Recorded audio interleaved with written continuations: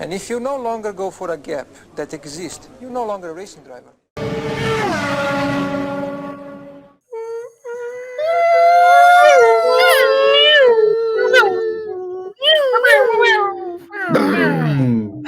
Mazepin's gonna crash again. Again. Pretty sure. There's a lot of wide open space. I don't know if he Pretty will. sure. Well, he's going to be dizzy, crossing all those blue and red lines this weekend. Yes. Going to the French GP. He's gonna be like, "What is that? Is that a Russian flag? You're missing the white guys." You're supposed to stay inside the lines there, Nikita. No, we're back, boys, to preview the French GP. So last week, 2 weeks ago, excellent race at Baku. We saw a lot of cool stuff, but of course, Pirelli goes Pirelli, and just has brought the worst tire possible. LK, you agree this was a complete debacle, right? It was, and their explanation of the problem did not convince me 100%. What they said is they were expecting the tires to gain pressure during the race. That's why the allowance was low, right? Or the low was low because they thought the air would expand. Which, I'm not a physics expert, but that doesn't sound very, well supported, but maybe I'm wrong. My impression is, and that happens to my car, right? I always put air in it, and then the tire actually loses pressure, right? Because with weight and all of that. Yep. However, their explanation was, hey, we expect the tires to gain pressure during the race. Both Red Bull and Aston Martin, they went with the lowest of the allowance, and the tires actually lost pressure. They lost pressure with the high amount of turns and curves in that circuit. The walls of the tires started to give in.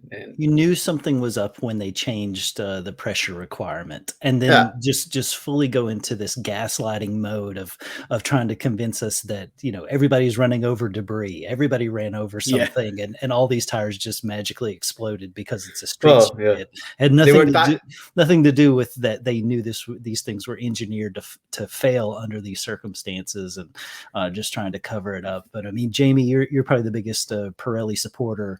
So go ahead, try to defend them. Go ahead. No, I totally blame their tires. Even on the day when they're like, "Oh yeah, it's because they both hit debris." Like, fuck off. Like, they were two different lines, two different cars, two different styles of drivers. Your tires failed. Just take the punishment that you're inevitably going to get in the long run. Like, try to save face, try to save money for all the shareholders and stuff like that. But they failed. They just straight up failed. Some say that Mario Isola was trying to planning to the drivers. Right? they were trying to. He was trying to teach the drivers how to drive, right? And I don't think that was driver's fault. Yeah. Like you said, Jason, those fucking tires are meant to be used up as soon as possible, right? They just disintegrate. Yeah. And the combination of low pressure, the walls being ripped apart in that circuit wasn't good. I mean, maybe it was a wrong judgment call. They should have put the tire pressure up, as high as possible. Yeah. But it wasn't a good look. I read that the drivers were not happy with the explanation, especially spoiled brat Max Verstappen. Yep. But I give him, the benefit of being the reasonable one here. I would be upset as well because they fucked with his race. There were some rumblings that the drivers would boycott Pirelli this weekend for the briefing, but everyone showed up, so that's a positive note. But I like when external factors are not factors in a race. I like when Pirelli is barely mentioned in a race, and hopefully we'll see that this weekend. Well, the only good thing that did come out were the awesome Max memes of him kicking stuff. Just gonna say that was great. So a guy that we should be talking about has to be Esteban Ocon, who's must have signed a humongous deal this week. I mean, Jamie, Are you surprised that he signed through 2024 this week? Not really, based on the way he's driven this year, but his career doesn't sort of like set it up as a guy who should be on a long-term contract. But I guess you're only as good as your last race, and he's been really good this season. So, I don't think he'll see through that deal. I think he'll move on before that deal comes to an end, or move on to a Formula E. Or no, the team will become like Renault again or some other incarnation, and he'll move on. But good for him. It sort of puts your mind at ease. You don't have to worry about the future, at least for next year. I mean, he's been doing good. He's outperforming Alonso, which is saying something. New team, new car. Yeah, credit to him. So LK, do you agree? Is it a good move? Are you surprised? I was in shock. I don't think he's good. I don't think he's worth a 4-year contract. Jeez. He's doing okay. However, to me, it sounds more like a PR stunt and the nationalistic French, team having a French driver than anything else. Is he doing better than Alonso? Yes. Alonso hasn't driven in 2 years, right? Alonso is the one developing that car, right? I want to see him driving next year with Ocon and see who's going to be doing better. Right? I think it's too small of a sample to compare. Like I said, Ocon's doing good. I don't think he's worth a 4-year contract. And it's the same thing. Go back in time. Remember when Prost had his team? It was like Prost with Peugeot engines, and I think there was a French driver. So like the French are very patriotic. Yeah, they're very patriotic. Yeah. And I don't know, it smells like a PR stunt. I can't shake that thinking. I might be wrong, but he's definitely not worth a 4-year contract. Yeah, but they're in Nissans. I mean, so it has nothing to do with French teams. What do you mean? Well, they're driving glorified Nissans. Oh yeah. I mean, it's not a Renault. Yeah. So owned by Renault. I would say the when I saw this, I was not upset that Ocon got a new deal because I think given the option of trying to go for somebody new or keeping him, it made sense to keep him. But I am surprised that he would re-sign with Alpine because he must be seeing, hearing, or smoking something different than everyone else. That like we are not getting whatever is going through his mind here. Because I've sort of waffled on my feelings on Ocon. I thought he is driven well at times, but also I think he's driven over his head at times.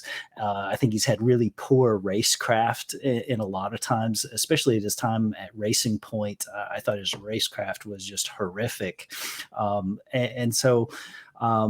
I don't think he's going to crack the top 6 this weekend. I think usually having a new contract is a bad omen. Lando Norris.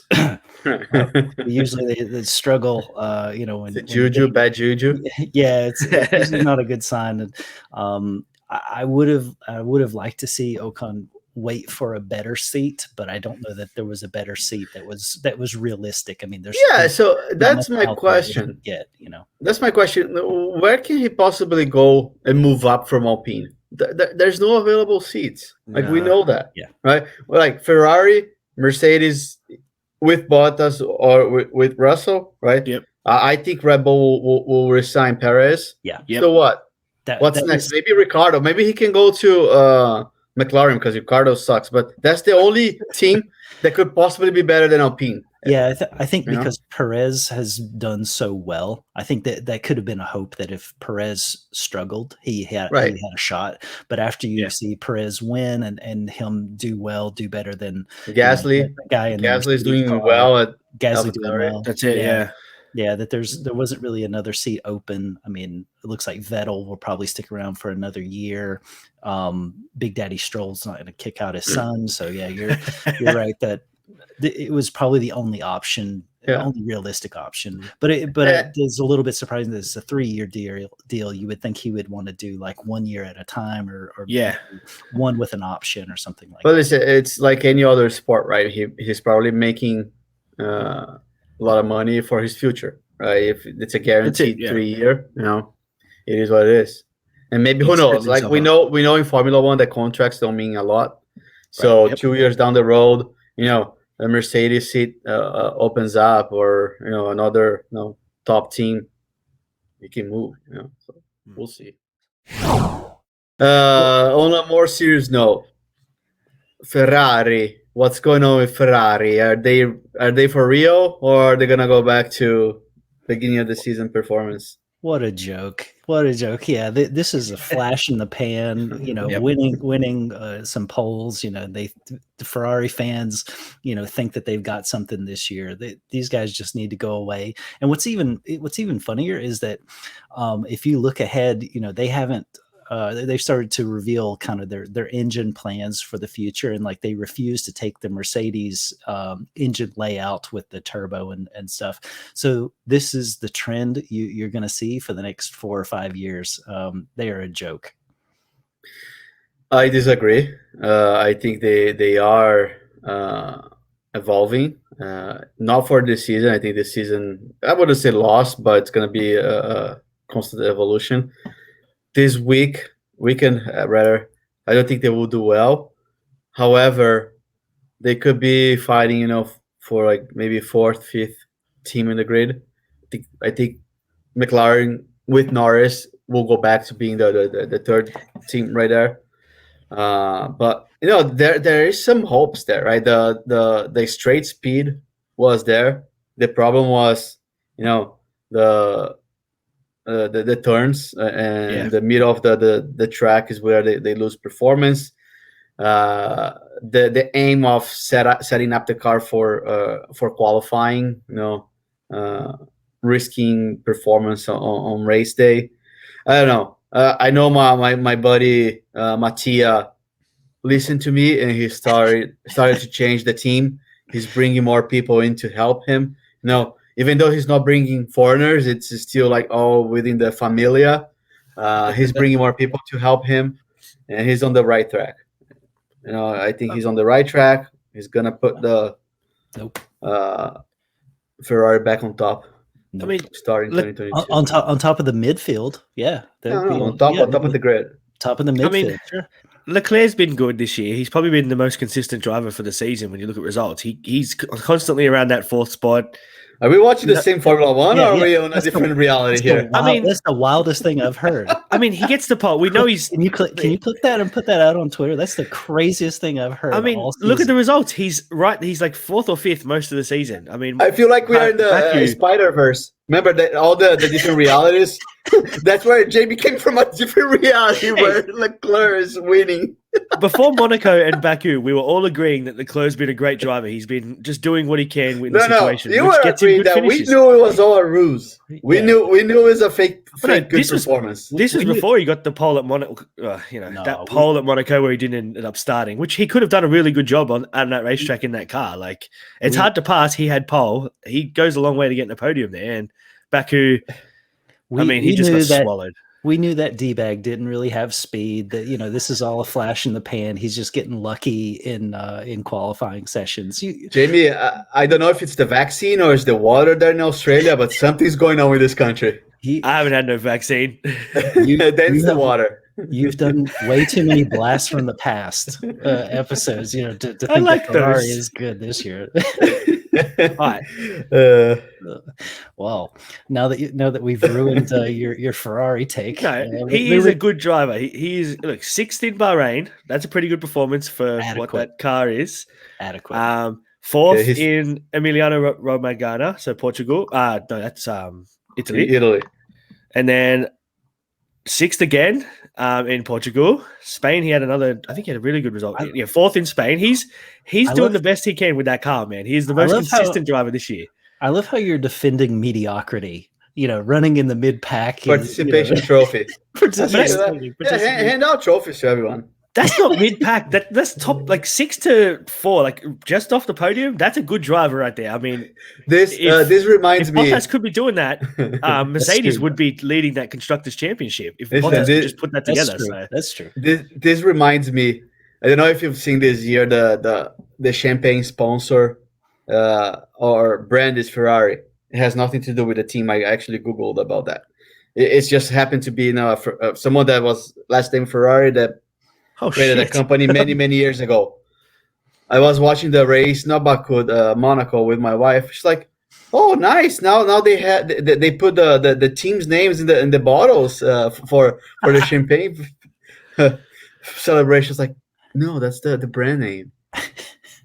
But whatever. For the fans out there, hit me up on Twitter if you support me. Leclerc is good. He's the most consistent driver on the grid. If he was in Mercedes, they'd be winning the Drivers' Championship. That's a fact. Yeah. Please, Leclerc over VB. Bury this fool. Bury this fool on Twitter with that horrible take. All right, but they don't have speed, but their cars will go back to being a 4th to 6th place driver for Leclerc. Well, so LK, I'll address you since you live in this reality. Maybe talk to us about Aston Martin. It's a great finish by Seb. I mean, you can't really take anything from him. He looked like a real driver in the last race. So what do you think is going to happen? I don't know if you heard, but Aston Martin finally solved all their problems. Oh yeah, they just hired the lead technical director from Alfa Romeo to be their new technical director. Now, team is complete. Now, nobody can stand in front of Aston Martin. They're gonna skyrocket right now. Like Barstool Sports to the moon, to the moon, to the safe moon. I mean, what a hire! What a hire! I mean, you got the number 1 technical director in the grid. They used to work for Alfa Romeo. Now it's gonna work for Aston Martin. You flick that grid around. They're the number 2 team on the grid right now. Reverse grid order. Let's do our predictions. All right. Let's LK. I know you're gonna choose everything wrong, so everybody just fade these picks. All right, LK, who you got this weekend? Listen, I trust my picks so much that if I knew how to gamble, I would gamble my picks. Here it is. Hamilton 1st, Verstappen 2nd, Norris 3rd, Bottas 4th, Perez 5th. And I'll explain why. Everything will go back to normal this weekend. Mercedes will dominate, but Bottas sucks, so he will be 4th. Verstappen 2nd because he's like squeezing everything he can out of that Red Bull. Norris because of the package, right? Mercedes engine and the aero package that they have. He's gonna go 3rd this weekend.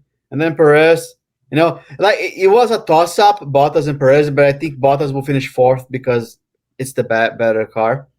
My surprise of the weekend is that Latifi will outperform Russell in qualifying.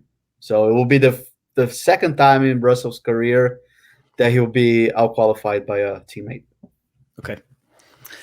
All right. Unmute Jamie so he can make his horrible picks. Go ahead, Jamie. All right. My pick, I'm going with LK. Number 1, England's own Lewis Hamilton will get the win. Max Verstappen will get 2nd. I'm going Perez 3rd. I think he's got a handle on that car now, and he's just so much more superior than Bottas. Gasly on his home Grand Prix is going to get 4th. He shows a lot of speed. He looks really good. He looks like he's got control of that car now. And our boy Lando Norris will get back in the top 5 again because it's a great car, like you said. Okay, Mercedes engine, the whole package of that car looks great, and he knows how to drive it. My surprise for the weekend is Daniel Ricciardo will get into Q3 in that car. He's getting on top of it now. Yep. Jesus Christ. I'm going from Q2 to Q3. We're moving up. Mute him because I got several surprises this week. Because the first surprise is if Jamie continues to tweet about soccer, I'm going to block him. On There's nothing I care about less. Yeah. Oh my God, it's so obnoxious. It's coming home. I don't even get. I don't understand all this bringing anything home. I don't know what they're bringing. I just England is the home of football. England is the home of football. And his takes are so bad. His takes are so bad. Oh my God, Scholes better than your list of 20 people. Only one of them was better than Paul Scholes. But that's enough. That's enough football talk. Yeah, I'm about to quit. I'm about to quit. So I think Honda brings a little something extra this week. Maybe new engines, maybe a little upgrade. But Verstappen brings home the win. But Hamilton, things go back to normal. He comes in 2nd this week, and then also Norris, benefits their car and this package will work well in France. I'm riding high on the next 2 guys. I think Perez backs it up with a 4th place. And then Gasly, I'm buying the Gasly hype, and that Honda is going to bring a little something extra. I do have two real surprises. The first one is that F1 Beth, she's going to make a comeback as the #1 Hamilton fan this week. I really hope that she repairs that image. And but the real surprise is going to be Alonso is going to be out in Q1. Alonso is going to be out to lunch this week. That's bold. That's a surprise. He's done that a few times this season, but a top one, man. That's a good take. I will not allow this slander on my boy Alonso. Okay. Anyway, my favorite part of the previews. When will Lewis Hamilton complain about his tires? Such a good segment. Go ahead, Jason. I'm going with lap I think so. This is 54 laps. Is that right? 53. 53. Yeah, I'm going just Google it. Pretty much in the middle. I think it's 27. I'm going to go lap 20. They'll start on the softer compound tires. He doesn't tend to like those too much. I think lap 20 he'll start to get a bit frustrated by the softer compound. So yeah. No, he's gonna go 32, and again, like my own analytics and prediction based on my experience on Lewis complaining. I'm gonna tell you what's happening. You have a lot of it. Yeah, there's tons of data on it. Here's the data. Regardless if he starts on softs, Jamie, because everyone knows the strategy if he starts on softs. He's gonna complain on lap 32 because Verstappen is gonna be getting closer. He's gonna say his magic, Bono, my tires are gone, and then proceed to do like 5 back-to-back, fastest lap. Because again, the package is there for Mercedes this weekend, so 32, like he's gonna be managing the race, do 5 fast laps, then either go for a second pit stop or just like proceed to blow Verstappen out of the water. That's my only worry is that 32. It's going to be right after they do that first pit stop between probably 24 and 27 laps. I think Jason's pretty close because if he decides to go long, then he will be like, I can't do this anymore. I got to come in. But 32, it's going to be fresh on that second stint, right on the hard tires. Go get a room. You guys can go get a room then. Are you going to be blowing here? Fuck. What are we doing here? I just think that's the last segment. Actually, the most fruitful segment is Jamie simping. So yeah, Jamie, go for it. I hate this segment. It's always going to be until I get on that show, Kira Megan. I think we'd make a really good video. Any topic, I love Formula One. Any pop culture Formula One topic would be awesome. Please let me on your show. I think it would be really good content. Hold on. I'll try to help your cause, Jamie. Here's what I propose. Would you be willing to shave your beard if she allows you on her show? Probably not, because I don't have a chin. If you've ever seen my face, this hides no chin. What kind of simp are you? Yeah. You're not dedicated. Can I keep my mustache? You can keep your mustache. Are you willing to shave your beard? I would consider shaving my beard if I could get on that show. No, it's a yes or no. If you want my help, it's a yes or no right now. Yes, I will shave my beard if I can get on that show. Okay, so for the camera, slide the microphone so we can see your beard. All right. Okay. There is no chin under here. All right. Good. So now I'll put all my LK fans behind both your LK fans. Yeah. Do I not have the most followers out of all of us? Lest you forget that she is the president of the Jason fan club. All I have to do is just send one DM. That muted you to make this happen. She did unmute me, which was very nice of her. I appreciate it. Good. Now she's gonna file a restraining order, but no. Yep. AVO coming up my way. All right, okay, guys. You've got my address. Please forward that on to her when she requests it. Yep, I will. To the authorities. Yes, yeah, the authorities. All right. Well, all right, guys, enjoy the race. We'll see you next week with a review of the race. Have a good weekend, guys.